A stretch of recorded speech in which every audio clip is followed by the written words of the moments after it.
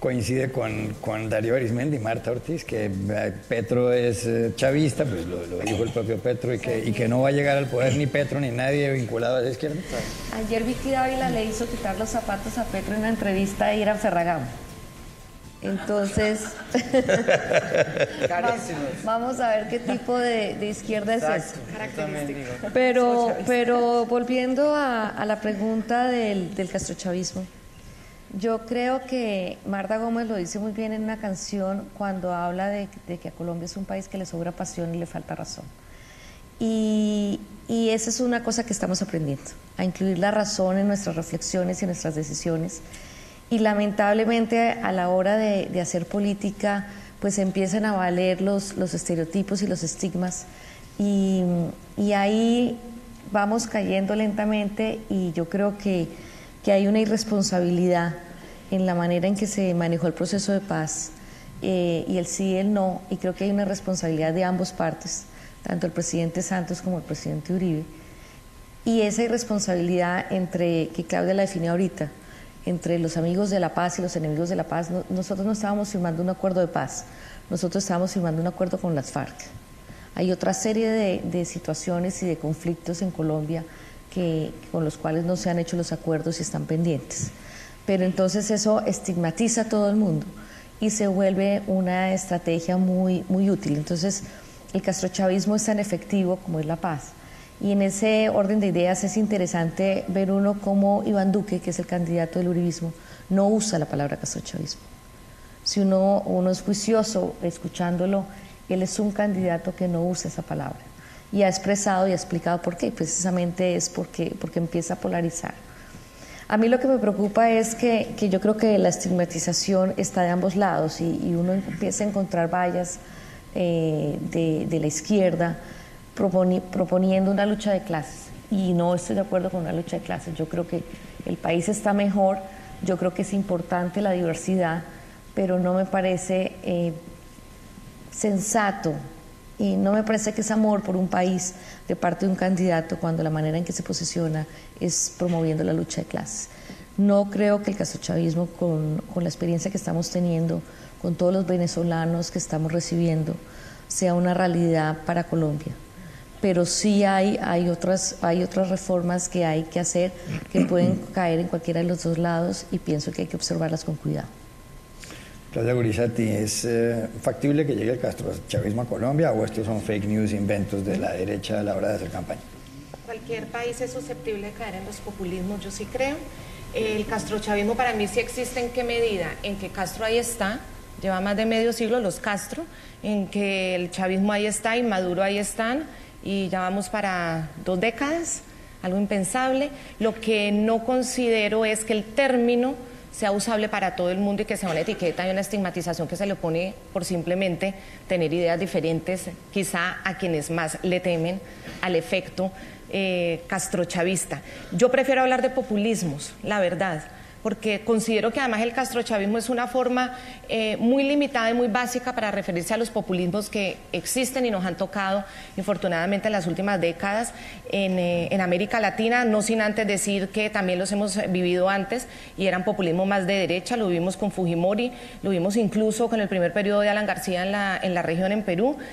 Hablo del primer periodo, no del segundo, porque el segundo, como por una forma de reinventarse, logró hacer un gobierno totalmente alejado de lo que hizo en su primera función como presidente, y pues lo tuvimos con Menem, y hay muchos ejemplos. Es otra de los males que yo también pienso que estamos ahí pues pegados a unas cadenas de populismos, y que ojalá podamos superar, porque considero que la democracia en América Latina ha crecido, es una democracia que ha mejorado, pero es una democracia que sigue siendo imperfecta, y que muchas veces los caminos nuestros para mejorar la democracia terminan profundizando sus problemas y acabando con lo poquito que se tenía de esa democracia, y yo considero que en Venezuela ahí está. Nosotros los colombianos lo percibimos todos los días, es que está muy cerca, tenemos una frontera gigantesca, y comienza a ser ya un tema cotidiano para la gente de la frontera. En Cúcuta hay una crisis, Y es inevitable no decir que hay una crisis. Hay una cantidad de personas durmiendo en espacios públicos, en lugares, en coliseos. Ayer mismo el gobierno colombiano acaba de conformar un grupo especial para la migración, para hacer de manera más organizada la atención humanitaria. En la encuesta que hicimos con Jan Hash, el 80% de la gente quiere ayudarle a los venezolanos temporalmente. No darles un estatus permanente, porque eso asusta mucho. Las condiciones económicas nuestras son bastante ajustadas como para ver qué hay para todo el mundo, entonces eso empieza a asustar. Al tenerlo tan cerca, yo creo que si hay un temor, como lo hemos vivido y lo hemos sufrido tan de cerca, yo sí creo que eso genera temor o por lo menos prevención.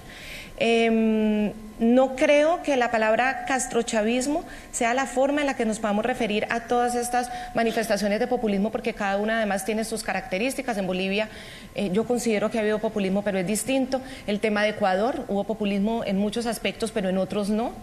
Digamos como esa relación, los populistas, porque también el decálogo de qué es ser populista o no es algo que sigue siendo un debate abierto de todos los pensadores del mundo, yo creo, y todavía no hay unas características absolutas o las combinaciones absolutas para decir cuándo hay populismo. Hay manifestaciones de populismo, pero son distintos. Entonces, que llegue el populismo a Colombia puede pasar. Si llegó a Estados Unidos, ¿por qué no nos va a pasar a nosotros? Donald Trump en ese momento es el presidente de los Estados Unidos, y cuando Donald Trump comenzó a hacer su campaña, nadie creía que Donald Trump podía ser presidente de los Estados Unidos, y ahí está. Afortunadamente en los Estados Unidos pues hay una institucionalidad que seguramente logrará que Donald Trump no haga todo lo que dijo, y seguramente su retórica tampoco coincidiría con lo que él quisiera hacer. Pero ahí está. Entonces yo creo que los riesgos del populismo son muy latentes, y lo peor que puede hacer una sociedad es pensar que no le va a tocar nunca. Como sociedad lo digo, y como tejido social, si no nos organizamos como tejido social, nunca podremos estar preparados para que el populismo no nos llegue. Y cuando hay una clase política tan deteriorada, tan cuestionada, en el que la gente, o una clase política que la gente considera un hastío, yo creo que los riesgos de populismo son grandes. María Jiménez. No, yo quería acotar un poco, porque da la impresión de que yo estoy aquí por Petro. No, es que estoy haciendo el análisis de por qué Petro está alto en las encuestas. Es distinto, ¿sí? Mi opinión no la he dado. O sea, ¿usted no votaría por Petro? No, yo no votaría por Petro, pero es que es distinto a lo que está diciendo Darío. A mí la pregunta es no por quién voy a votar yo, sino qué está pasando en Colombia. Y la explicación... Y fíjese que estoy de acuerdo por primera vez con Claudia Gurizati. ¿Por primera vez? En eso sí estamos de acuerdo. Nunca antes. No, porque fíjese, yo sí creo que esta negación de pensar que a nosotros nos va a pasar eso no es buena, porque lo que están mostrando las encuestas, independientemente de lo que yo quiera, yo no voy a votar por Petro, no me gusta el señor Petro, pero tengo que analizar muy bien por qué Petro está tan alto en las encuestas.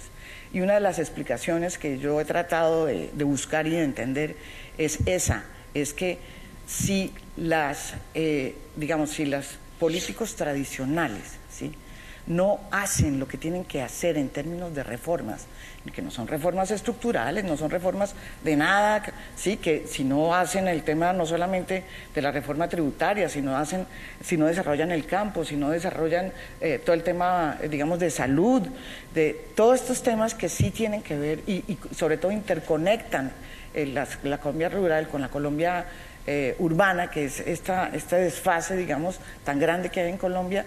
Las posibilidades de que el populismo suba al poder en Colombia, como decía el general Mora, son muchas.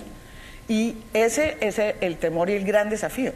Y yo creo que en eso sí tenemos que estar muy atentos. Ahora, que Petro esté en las encuestas, ¿es bueno o malo? Para mí es un símbolo curioso de una cierta madurez política de los colombianos, porque nosotros hemos vivido durante 50 años de guerra con el tema de que ser izquierdista es casi que ser, ¿qué te digo yo?, peor que el castrochavista, pues, mejor dicho, era una cosa impresionante. Entonces, que haya una persona con Ferragamo y todo, sí, porque Petro es Gosh Caviar, sí, es un Gosh Caviar, sí, que esté en las encuestas me parece que demuestra que hay es un síntoma de que este país está cambiando, que no nos estamos matando ahora porque somos de un color o de otro, y que algo de ese acuerdo, yo creo que, y eso es un síntoma positivo, yo no lo veo como negativo. Yo creo que ese acuerdo que tanto nos ha desunido ha ido decantándose en la parte que menos se imagina uno, que es en la parte de quitarle carga a esta sociedad tan polarizada, paradójicamente. Y eso lo estamos viendo, y resulta que los medios seguimos en la polarización. En lo que nos está diciendo la gente es que no quiere más polarización. Nosotros tenemos que pararle bolas a esa gente. Lo que está diciendo las encuestas es otra cosa, ¿sí? Es un poco esa reflexión que iba a dar, y otro día les digo cuál es mi opinión. Sí. Si lo dices con nombre propio, no hay problema. Claro. No, pero no es mi opinión. Me hacen muchas señas de que tienen que irse ustedes porque están con una agenda muy, muy retrasada, de manera que muchas gracias a Claudia Gurizati, a Marta Ortiz, a María Jimena Duzán, a Dalia Arismendi y por supuesto a todos ustedes por haber venido.